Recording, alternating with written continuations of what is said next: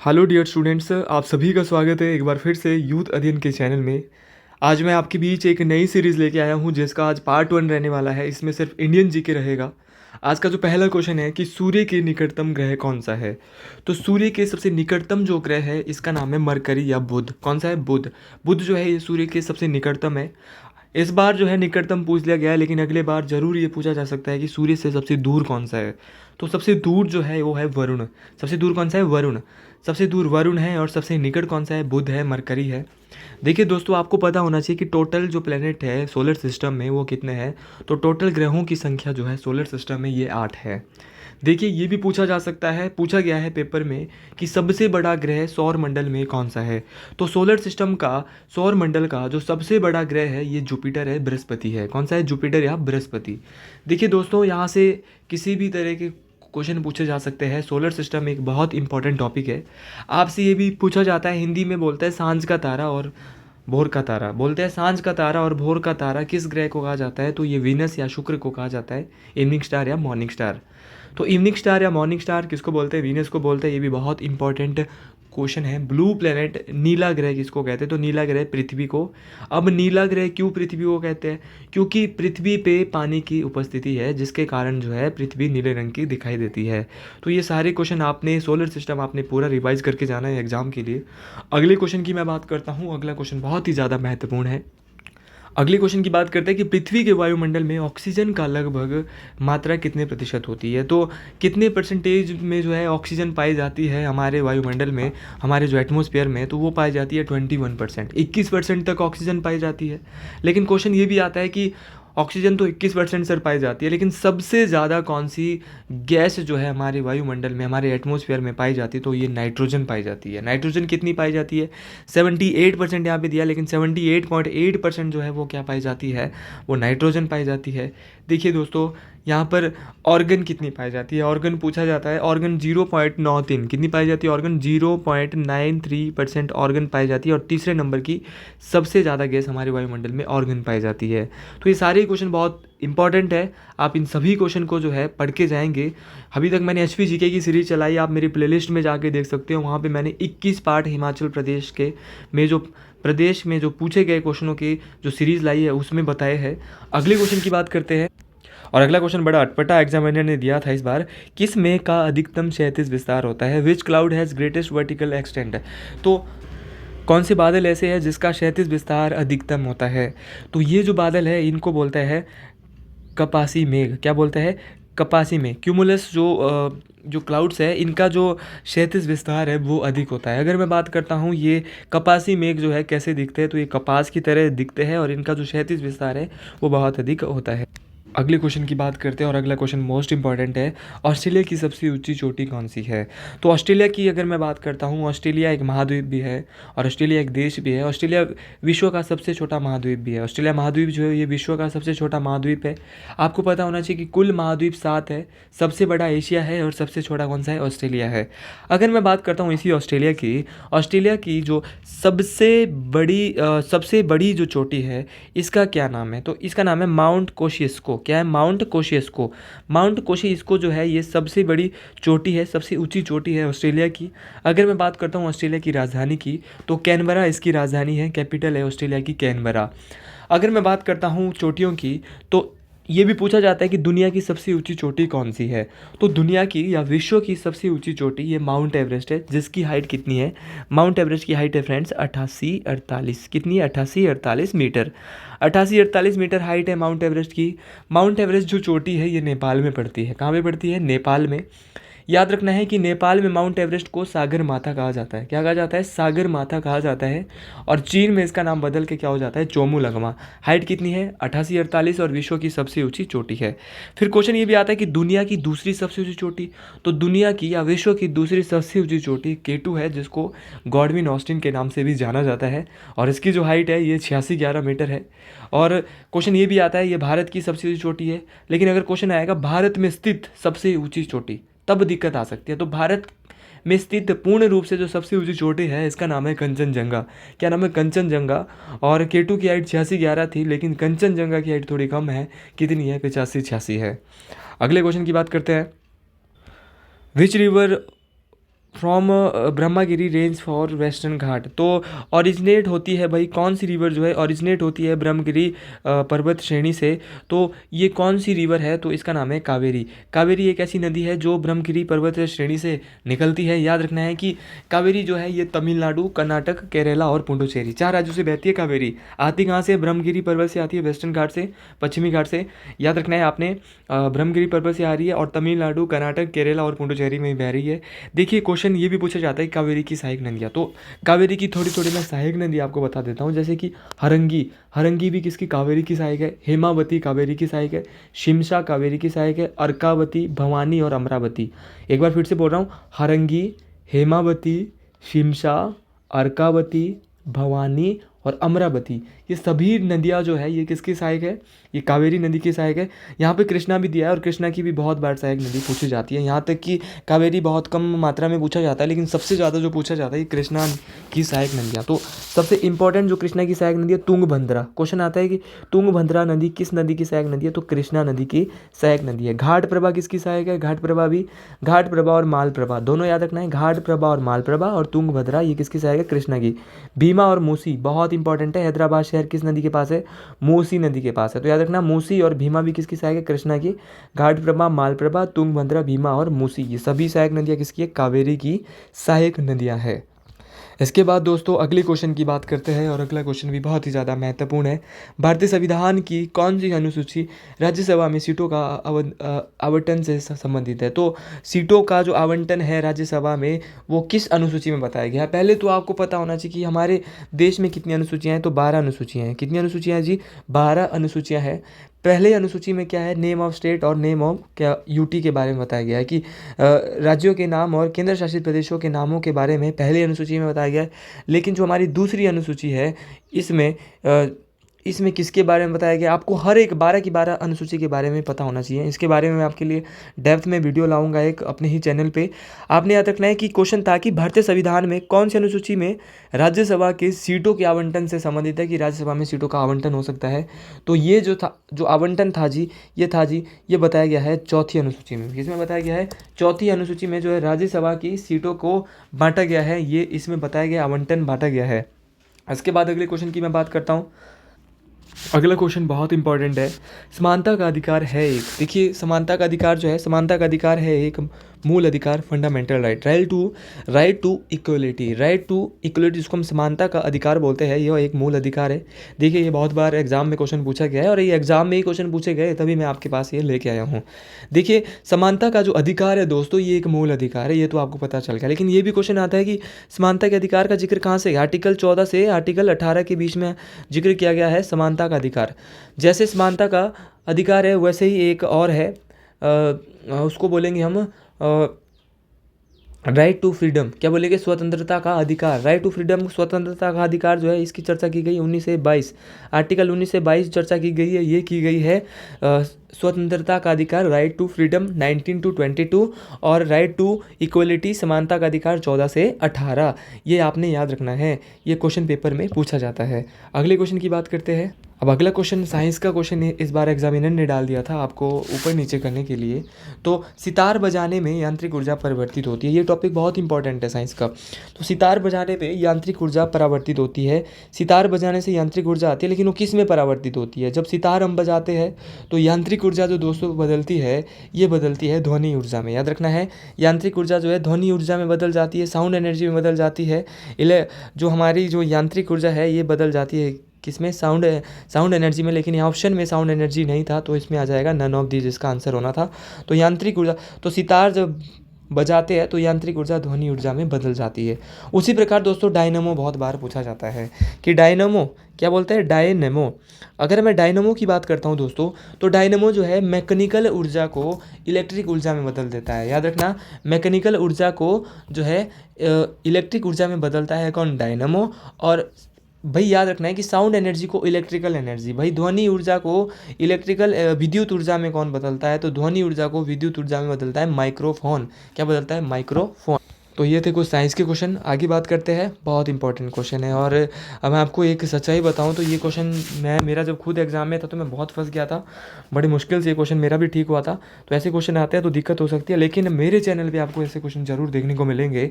Photography में किसका प्रयोग होता है? देखिए, अगर मैं बात करता हूँ फोटोग्राफी में, तो फोटोग्राफी में सिट्रिक एसिड का तो नहीं हो सकता, ना मैलिक एसिड का हो सकता, ना टार्ट्रिक एसिड का हो सकता है। देखिए, फोटोग्राफी में जो उपयोग होता है ये किसका होता है? तो ऑक्जेलिक एसिड। किसका होता है? ऑक्जेलिक एसिड का प्रयोग होता है जब हम फोटोग्राफी का प्रयोग करते हैं, तो उसमें ऑक्जेलिक एसिड का हम जो है प्रयोग करते हैं, ऑक्जेलिक अम्ल। देखिए, क्वेश्चन ये बहुत बार आता है कि जब चींटी डंक मारती है, चींटी काट लेती है, तो कौन सा अम्ल छोड़ती है? तो याद रखना, मिथेनाइक अम्ल। कौन सा? मिथेनाइक अम्ल छोड़ती है। खट्टे फलों में कौन सा अम्ल पाया जाता है? तो सिट्रिक एसिड पाया जाता है। कौन सा? Citric acid. चींटी के डंक से मिथेनोइक अम्ल, और फोटोग्राफी में प्रयोग किया जाता है ऑक्जेलिक अम्ल। तो सारे क्वेश्चन मुझे विश्वास है, पूर्णतः विश्वास है कि आप इनको राइट डाउन करेंगे, नोट डाउन करेंगे। अगला क्वेश्चन बहुत इंपॉर्टेंट है कि चेचक इसके द्वारा होता है। Small pox is caused by. देखिए, जो चेचक रोग है बड़ा बुरा होता है, और ये किसके द्वारा होता है? तो चेचक रोग जो होता है ये वायरस के फैलने से होता है, विषाणु के फैलने से होता है। अब क्वेश्चन पेपर वाले ने इस बार ये डाल दिया था कि जो ये चेचक जो रोग है भाई किस वायरस के द्वारा होता तो वायरस के द्वारा है, लेकिन वायरस कौन सा होता है? तो सर वायरस भी बता दीजिएगा। तो ये वायरस जो होता है ये वेरियोलिया वायरस, या वेरियोलिया वायरस होता है। वेरियोलिया वायरस ये है, इसी वायरस के द्वारा जो है ये होता है कौन सा रोग? चेचक होता है।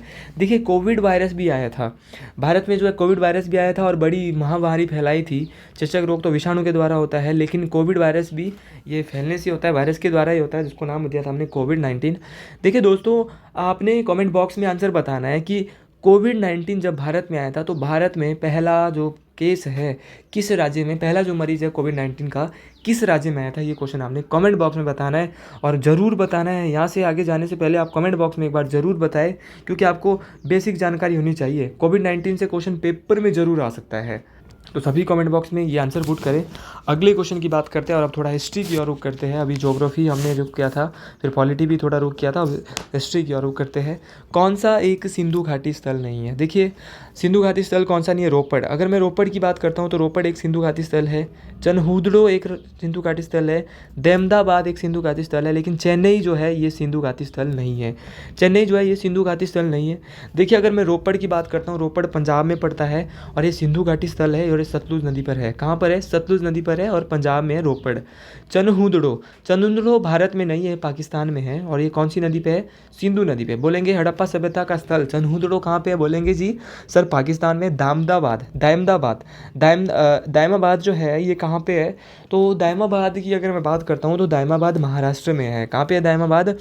महाराष्ट्र में है जी दायमाबाद।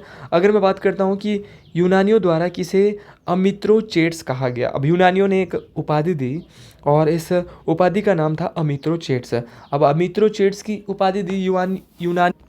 और आपने याद रखना है कि जो दायमाबाद है ये कहाँ पे है? महाराष्ट्र में तो है, लेकिन महाराष्ट्र में कहाँ पे? प्रवरा नदी पर। कहाँ पर है? प्रवरा नदी पर। और प्रवरा किसकी सहायक है? गोदावरी की सहायक है। अब क्वेश्चन था कि अमित्रोचेट्स जो है यूनानियों ने किसे कहा? तो अमित्रोचेट्स जो कहा था ये बिंदुसार को कहा था। बिंदुसार जो है वह शासक है जिन्होंने आजीवन संप्रदाय अपनाया था। कौन सा संप्रदाय जी? आजीवन संप्रदाय अपनाया था बिंदुसार जी ने। देखिए, आपको पता होना चाहिए कि मौर्य साम्राज्य से ये आते हैं, और मौर्य साम्राज्य जो है ये किसके द्वारा इसकी स्थापना की गई? तो चंद्रगुप्त मौर्य। देखिए, चंद्रगुप्त मौर्य जी जो है ये मौर्य साम्राज्य की स्थापना करते हैं।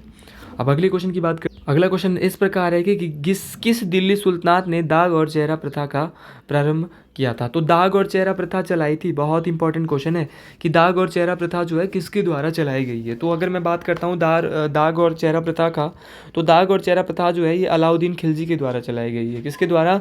अलाउद्दीन खिलजी के द्वारा चलाई गई है। अलाउद्दीन खिलजी जो है ये खिलजी वंश से थे। ये अलाउद्दीन खिलजी तो खिलजी वंश से थे। अलाउद्दीन खिलजी का जो बचपन का नाम था, इन्होंने दाग और चेहरा प्रथा चलाई, इनका बचपन का नाम था अली गुरसास्प। क्या था? अली गुरसास्प इनका बचपन का नाम था। लेकिन आपने याद रखना है कि खिलजी वंश से तो थे, तो इस खिलजी वंश की स्थापना किसके द्वारा की गई? तो खिलजी वंश की जो स्थापना करते हैं ये करते हैं जलालुद्दीन फिरोज शाह खिलजी। कौन करते हैं? जलालुद्दीन फिरोज शाह खिलजी स्थापना करते हैं, और अलाउद्दीन खिलजी क्या चलाते हैं? दाग और चेहरा प्रथा चलाते हैं। देखिए, अलाउद्दीन खिलजी के समय ही एक फेमस राइटर अमीर खुसरो भी होते थे। कौन होते थे? अमीर खुसरो। अगले क्वेश्चन की बात करते हैं, मीराबाई का विवाह निम्न में से किससे हुआ? ये मीराबाई वही है जो कृष्ण की भक्त थी। 16वीं शताब्दी में एक महान महान महिला संत, 16वीं शताब्दी की महान महिला संत मीराबाई। अगर मैं बात करता हूँ मीराबाई की, तो मीराबाई जो है इनका जो विवाह है ये भोजराज से हुआ था। किससे हुआ था? भोजराज। देखिए ऐसे क्वेश्चन पेपर में आते तो दिक्कत हो सकती है, लेकिन मैं फिर आपको सिर्फ आंसर नहीं बता रहा हूँ, हर एक चीज़ बता रहा हूँ। 16वीं शताब्दी में मीराबाई एक महान महिला थी, और ये मेरठा होता था, मेरठा रियासत थी। मेरठा रियासत के राजा रतन सिंह राठौर, मीराबाई के जो पापा का नाम था ये मेरठा के राजा थे, और इनका नाम था रतन सिंह राठौर, और की एकमात्र पुत्र थी और भगवान कृष्ण की अनन्य भक्त थी। याद रखना है कि इनका विवाह भोजराज से हुआ था। ये भोजराज कौन थे? अब भोजराज भी बड़ा इंपॉर्टेंट है। तो जो भोजराज थे ये राणा सांगा के पुत्र थे। कौन थे? राणा सांगा के पुत्र थे भोजराज। अगले क्वेश्चन की बात, अगला क्वेश्चन मोस्ट इंपॉर्टेंट है, किसे 1856 अव्यवस्था का आरोप लगाकर कब्जे में ले लिया गया था? तो अव्यवस्था का आरोप लगाया था कि वहाँ पर व्यवस्था ठीक नहीं है, तो उसे फिर कब्जे में ले लिया था। Which was annexed in 1857 charge of Malad administration. तो भाई किसे ले लिया था? तो ये अंग्रेज़ों ने जो है कि यहाँ पर व्यवस्था ठीक नहीं और अपने अंडर ले लिया था, तो ये कानपुर को ले लिया था। किसको ले लिया था जी? कानपुर को ले लिया था। देखिए 16वीं शताब्दी में आपने याद रखना है कि कानपुर नहीं, सॉरी, अवध। किसको ले लिया था? अवध। अव्यवस्था का आरोप लगाकर भाई कब्जे में ले लिया था, अवध को ले लिया था यार। किसको लिया था? अवध को लिया था। देखिए अगर 1856 में तो इन्होंने अवध को अपने कब्जे में ले लिया, लेकिन इसके बाद एक क्रांति होती है 1857 की क्रांति, और बहुत बार पेपर में पूछा जाता है कि जो 1857 की क्रांति वो कहाँ से शुरू हुई और कब शुरू हुई। तो 1857 की जो क्रांति है ये 10 मई 1857 को शुरू होती है, और कहाँ से शुरू होती है? मेरठ। कहाँ से शुरू होती है जी? मेरठ से शुरू होती है। देखिए इसमें क्रांति एक जगह से, मेरठ से तो शुरू हुई, लेकिन अलग अलग जगह से सब ने इसको लीड किया था। तो क्वेश्चन आता है कि झांसी से नेतृत्व किसने किया था 1857 क्रांति का? तो झांसी से करती है जी रानी लक्ष्मीबाई। लखनऊ से बहुत इंपॉर्टेंट है, बेगम हजरत महल। लखनऊ से कौन? बेगम हजरत महल। ये बहुत बार कूट कर ये क्वेश्चन पूछे गए, आपने इनको नोट डाउन करना है।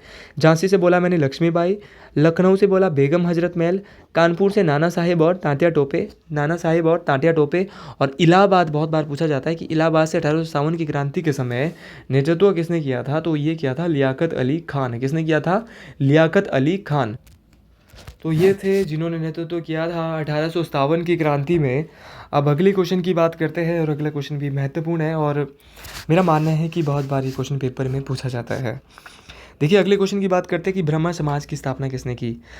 जिस व्यक्ति ने ब्रह्मा समाज की स्थापना की उन्होंने वेदांत कॉलेज और आत्मीय सभा की भी स्थापना की। वेदांत कॉलेज और आत्मीय सभा साथ में किसकी स्थापना कर दी? ब्रह्मा समाज की। तो ये की थी राजा राम मोहन राय। देखिए राजा राम मोहन राय वो व्यक्ति है जिन्होंने 1828 ईस्वी में ब्रह्मा समाज की स्थापना की, साथ में वेदांत कॉलेज और आत्मीय सभा की भी स्थापना की। देखिए ये वही राजा राम मोहन राय है जिन्होंने सती प्रथा पर रोक लगाई थी। किस पे रोक लगाई थी? सती प्रथा पर रोक लगाई थी, और कब लगाई थी? 1829। देखिए राजा राम मोहन राय की सहायता की थी, बहुत इंपॉर्टेंट ये क्वेश्चन है। सती प्रथा पे 1829 में सर रोक लगती है, और सहायता कौन करता है इसकी? Lord William Bentinck. Lord William Bentinck की सहायता से राजा राम मोहन राय जी क्या लगाते हैं? सती प्रथा पे रोक लगाते हैं। देखिए यहाँ पे ऑप्शन में स्वामी विवेकानंद भी है। स्वामी विवेकानंद क्या करते हैं? स्वामी विवेकानंद 1897 में रामकृष्ण मिशन, याद रखेंगे, रामकृष्ण मिशन की स्थापना करते हैं स्वामी विवेकानंद जी, और आर्य समाज की स्थापना करता है स्वामी दयानंद सरस्वती। स्वामी दयानंद सरस्वती किसकी स्थापना करते हैं? आर्य समाज। किस समाज की बेटा? आर्य समाज। और कब करते हैं? 1875। ये क्वेश्चन भी बहुत बार पेपर में पूछा गया है। देखिए मेरा कार्य है आपके लिए बिल्कुल अच्छे से वीडियो प्रोवाइड करवाना, और जिससे आपको बिल्कुल भी दिक्कत ना हो। जिस तरह मैंने हिमाचल प्रदेश का जीके 21 पार्ट तक मैं अभी तक उसको ले गया हूँ, उसी तरह ये भी बहुत इंपॉर्टेंट है। आप दोनों ही प्लेलिस्ट को मैं चलाऊँगा, आप दोनों ही प्लेलिस्ट को खूब मज़ा लीजिए, देखिए और इंटरेस्ट से पढ़िए। जब तक हम आनंद से नहीं पढ़ेंगे, मैं ज़्यादा बड़ी वीडियो नहीं बनाता, 20 से 25 मिनट या 15 से 20 मिनट की वीडियो मैं रखता हूँ।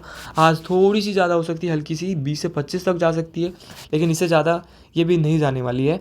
तो आप बिल्कुल अच्छे से पढ़िए, आनंद लीजिए मेरे वीडियो को। अगर आपको अच्छा लग रहा है तो शेयर करिए। मैं खुद भी स्टूडेंट हूँ, मैं बिल्कुल मेहनत से वीडियो तैयार कर रहा हूँ, बना रहा हूँ भाई। अगर आपको वीडियो अच्छी लग रही है तो लाइक, कमेंट और इसको शेयर करिएगा भाई, तभी भाई को भी, छोटे भाई को भी एक सपोर्ट मिलेगा। अगले क्वेश्चन की बात करते हैं कि फ्री हिंदुस्तान निबंध में से किसकी कृति है। तो एक किताब है, एक वर्क जो है यहाँ पर वाज फ्री हिंदुस्तान जिसको बोलते हैं, तो फ्री हिंदुस्तान जो है तारकनाथ दास। आप देखते होंगे तारकनाथ का उल्टा चश्मा, तो वो टीवी में बिल्कुल फ्री दिखता है कि नहीं दिखता है, बिल्कुल फ्री दिखता होगा।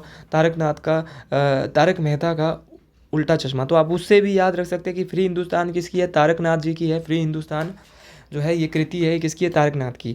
ये तो तारकनाथ जी की है, लेकिन कुछ न्यूज़पेपर भी भारत में आए थे। देखिए जैसे केसरी न्यूज़पेपर है, केसरी न्यूज़पेपर बहुत बार पूछा जाता है, केसरी और मराठा याद रखना है। केसरी और मराठा जो न्यूज़पेपर है ये भारत में किसके द्वारा चलाए गए, बहुत इंपॉर्टेंट पूछे जाएंगे। देखिए अगर मैं बात करता हूँ केसरी और मराठा न्यूज़पेपर की, तो केसरी और मराठा जो न्यूज़पेपर है ये बाल गंगाधर तिलक किसके द्वारा, बाल गंगाधर तिलक के द्वारा चलाए गए केसरी और मराठा न्यूज़पेपर। देखिए मार्केट में एक और पत्रिका आई थी, अमृत बाजार पत्रिका। तो अमृत बाजार पत्रिका चलाई थी किसने, मोतीलाल घोष। देखिए केसरी और मराठा बाल गंगाधर तिलक, अमृत बाजार पत्रिका मोतीलाल घोष, और द ट्रिब्यून बहुत इंपॉर्टेंट है, द ट्रिब्यून जो आज की डेट में भी है, ये चलाया था दयाल सिंह मजाटिया। किसने चलाया था, दयाल सिंह मजाटिया। अब बहुत तीन बड़े चर्चित है, हरिजन, नवजीवन और यंग इंडिया। यंग इंडिया, हरिजन और नवजीवन, ये तीनों के तीनों जो अखबार चलाए थे, न्यूज़पेपर चलाए थे, ये किसने चलाए थे, महात्मा गांधी ने। किसने चलाए थे, महात्मा। अब अगले क्वेश्चन की बात करते हैं, और आज के शायद ये दो अंतिम क्वेश्चन है, लेकिन इन अंतिम क्वेश्चन को करने से पहले हम बहुत सारी बातें भी करेंगे आपके साथ। गांधी जी ने 1919 में डैश का विरोध करने हेतु सत्याग्रह आंदोलन प्रारंभ किया। तो 1990 में जो महात्मा गांधी किसका विरोध करते हैं, तो ये करते हैं रोलेट अधिनियम के विधिकरण का। देखिए जो रोलेट एक्ट अधिनियम के विधिकरण जो होता है, इसके जो अधिनियम का जो है विरोध करते हैं महात्मा गांधी जी, और एक आंदोलन चलाते हैं जिसका नाम होता है सत्याग्रह आंदोलन। देखिए दोस्तों आपको पता होना चाहिए कि सत्याग्रह आंदोलन चलाते हैं, यहाँ पर सत्याग्रह आंदोलन जो चलाया जाता है, ये चलाया जाता है यहाँ पर महात्मा गांधी जी के द्वारा। और आपने ये सारी चीज़ें याद रखनी है, ये महात्मा गांधी जी चलाते हैं। रोलेट एक्ट कब आता है, 1919 में आता है। चंपारण मूवमेंट भी चलाया था महात्मा गांधी ने 1917 में। इसके अलावा अहमदा मिल मजदूर आंदोलन, चंपारण 1917, अहमदाबाद मजदूर आंदोलन 1918, खेड़ा आंदोलन 1918, खिलाफत आंदोलन 1919, और चोरा चोरी की घटना होती है 1922 में। देखिए पीछे एक क्वेश्चन छूट गया है, इसकी भी बात कर, ये क्वेश्चन था जी यहाँ पे कि Nikhil Ghosh is associated with musical instrument. तो निखिल घोष जो है वो क्या बजाते हैं, देखिए निखिल घोष एक वाद्य यंत्र वादक है, तो निखिल घोष बजाते हैं जी तबला। क्या बजाते हैं, तबला। तो निखिल घोष तो बजाते हैं तबला, लेकिन इसके अलावा तबला और कौन बजाता है, जाकिर हुसैन। कौन बजाता है, जाकिर हुसैन और अल्लाह रखा खान। क्या बोलेंगे सर, जाकिर हुसैन और अल्लाह रखा खान भी क्या बजाते हैं, तबला बजाते हैं। सर पंडित शिव कुमार शर्मा, पेपर में बहुत बार पूछ लिया है, पंडित शिव कुमार शर्मा क्या बजाते हैं, संतूर। क्या बजाते हैं, संतूर बजाते हैं। बिस्मिल्लाह खान आपको पता है शहनाई बजाते हैं, और बिस्मिल्लाह खान ऐसे वाद्य यंत्र वादक है, ऐसे म्यूजिकल इंस्ट्रूमेंटलिस्ट है जिसको भारत के चारों शीर्ष सम्मान मिले हैं। चारों शीर्ष सम्मान कौन से, भारत रत्न, पद्म विभूषण, पद्म भूषण और पद्मश्री। देखिए बिस्मिल्लाह खान को चारों ही पुरस्कार। ये भी क्वेश्चन पूछा जाता है कि 15 अगस्त लाल किले पर 15 अगस्त 1947 को लाल किले पर शहनाई किसके द्वारा बजाई गई, तो ये शहनाई बजाई थी बिस्मिल्लाह खान के द्वारा। अब पंडित शिव कुमार ने तो बजाए संतूर, लेकिन पंडित रविशंकर क्या बजाते हैं, सितार, और इनको सितार बजाने के लिए भारत रत्न भी मिल चुका है। तो ये सारे क्वेश्चन थे इंपॉर्टेंट। अब कुछ डांसेस की अगर मैं बात करता हूँ, मेरे को डांसेस भी घूम रहे हैं, जैसे इंपॉर्टेंट डांसेस की थोड़ी बात करता हूँ। कच्ची पूरी, तो कच्ची पूरी बोलते हैं, लेकिन हम बोलेंगे कच्ची पूरी। कच्ची पूरी खाई अंधे ने, अंधे से बोलेंगे आंध्र प्रदेश। तो कच्ची पूरी जो फेमस जो डांस है, ये कहाँ का है, आंध्र प्रदेश का है। यशगान बहुत बार पूछा गया है, यशगान कहाँ का लोक नृत्य है, कर्नाटक का। कहाँ का, कर्नाटक। बिहू कहाँ का है, बड़ा फेमस है बिहू।